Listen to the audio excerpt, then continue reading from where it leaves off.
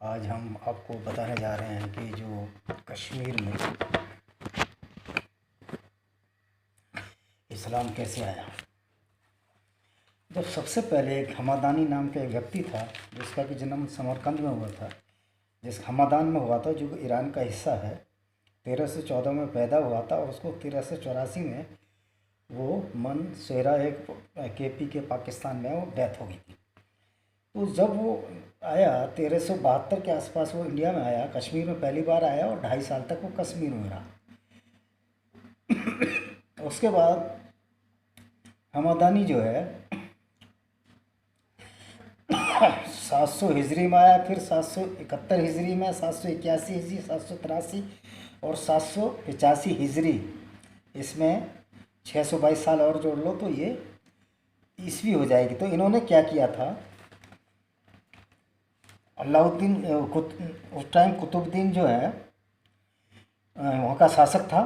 तो इसने सैयद अली हमदानी ने वहाँ के राजा को भड़काया कि हिंदुओं को परेशान करो, और उसके स्वरूप क्या हुआ, हिंदुओं को नए मंदिर बनाने से रोका गया, हिंदुओं को नई श्राइन से रोका गया, नए बसेरों से रोका गया, बुद्धिस्टों को भी रोका गया, और हिंदू घोड़े पर नहीं चढ़ सकते थे।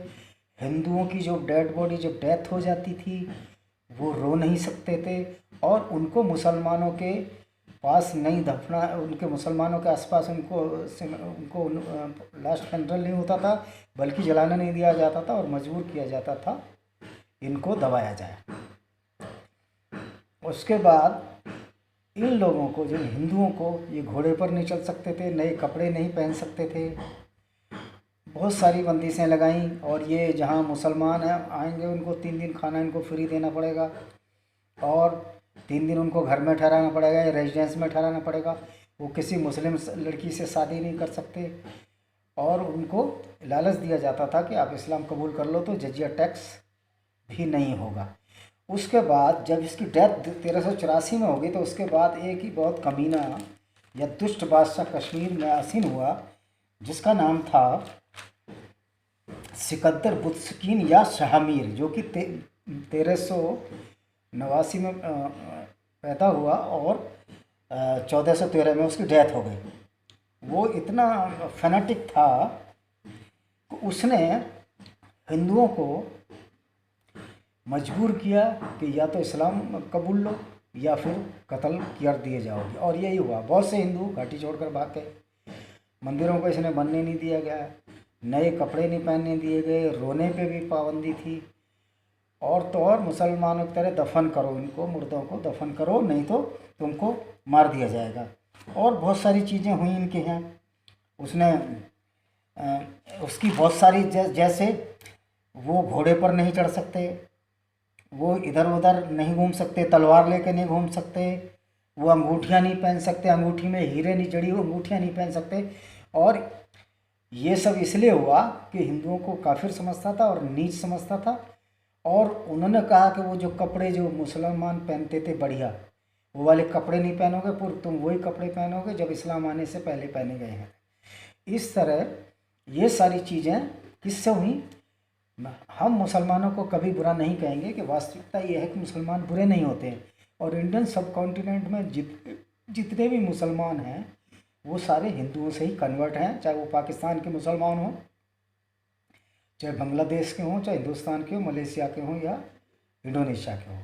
सबसे बड़ी हैरत की बात यह है कि जो पाकिस्तान के मुसलमान, जैसे इनके डॉक्टर अब्दुल कदीर हैं जिन्होंने परमाणु बम बनाया था, जो भोपाल में जन्मे थे, अभी पाकिस्तान में कहीं रह रहे हैं, वो इस्लामाबाद में रह रहे हैं, इस्लामाबाद में ही रह रहे हैं। उन्होंने कहा कि वो इन्होंने इनके अगर हीरो रणजीत सिंह हैं तो हमारे हीरो मोहम्मद गौरी और मोहम्मद गजनबी हैं। अब इन बेवकूफ़ों को ये पूछो कि महमूद गजनबी वो शख्स था जिसने लाहौर को जलाया था, और जो उनका जो वजीर है उसकी कब्र अभी वहीं है।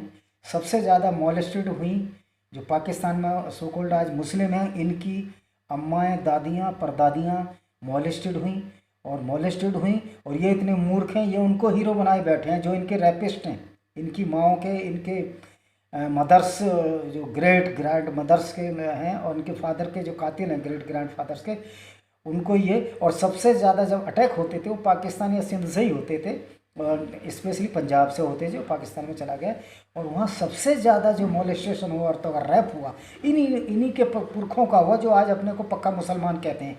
इनके पास अपने सरनेम नहीं है। ये कमर चीमा सरनेम जाटों का है, और कमर बाजवा उनका चीफ, वो भी मतलब इन्होंने, ये अरबी तो है नहीं, ये ना टर्किश हैं, ये वो लोग हैं जो तलवार के डर से सलवार पहने, मतलब तलवार के डर से इन्होंने बेचारों ने, हो सकता है मजबूरी में इनके फोरफादर्स ने किया हो, पर अब ये हमको धमकी उन लोगों को दे रहे हैं जो उन्होंने कभी धर्म नहीं बदला और जो हमेशा अपनी धर्म और संस्कृति बचाने में लगे रहे। तो ये अपनी जड़ों से कटे हुए हैं, इनकी संस्कृति भी बदल चुकी है। और ये कहते हैं, एक कहावत है बड़ी कि धोबी का कुत्ता घर का न घाट का, ये उसी तरह के लोग हैं। इनकी अपनी कल्चर, तो ये इनको बड़ा शर्म आएगी कि इनके पुरखे बहुत डरपोक थे, वहाँ इस्लाम आया तलवार के डर से इनको सलवार पहना दी गई। जैसे जावेद मियांदाद जी भी यही बोलते हैं, ये कौम बड़ी ना, अबे तुम कमज़ोर हो, नालायक नंबर 1 के, तुम लुच्चे लफंगे लोग हो, तुम डरपोकों की औलाद हो। जो कि जावेद मियांदाद तो शाहिद अफरीदी कहता है, शाहिद अफरीदी साले सबसे पहले अटैक तो तुम पे ही हुआ था, सबसे पहले अटैक तो तुम्हारे ऊपर ही हुआ, तुम्हारे बाप दादाओं को ही मोलेस्टेड किया गया, तुम्हारी ग्रेट ग्रैंड वुमेन, मैं कहना नहीं चाहता, स्त्रियां सबकी सम्मानित होती हैं, लेकिन इनको इतना कमीनापन है कि अपने पूर्वजों को रेस्पेक्ट नहीं दे सके, तो हम जो अभी हिंदू हैं उनको ये क्या रेस्पेक्ट देंगे। ये बहुत ही सेमलेस, और इनके अंदर least self respected people are in the world, that are the Pakistani. वो पाकिस्तानी है जिनमें बिल्कुल स्वाभिमान नहीं है, जो अपने ग्रैंडफादर, अपने पूर्वजों की बर्बादी पर हंसते हैं, जो कि पूर्वजों को किस तरह परेशान किया। और मज़े की बात है, इनके आदर्श कौन है, जो इनके पूर्वजों की बर्बादी का बायस बने थे, कारण बने थे। इससे मूर्ख कौम आपको दुनिया में नहीं मिलेगी कि जो अपने ही बर्बादी पर, अपनी ही बर्बाद करने वालों को अपना हीरो माने। तो मैं इन्हीं शब्दों के साथ, एक बहुत छोटा वीडियो है, इसको सब्सक्राइब करें, लाइक करें और बेल आइकन बनाएं ताकि आपको नए वीडियो मिल सकें।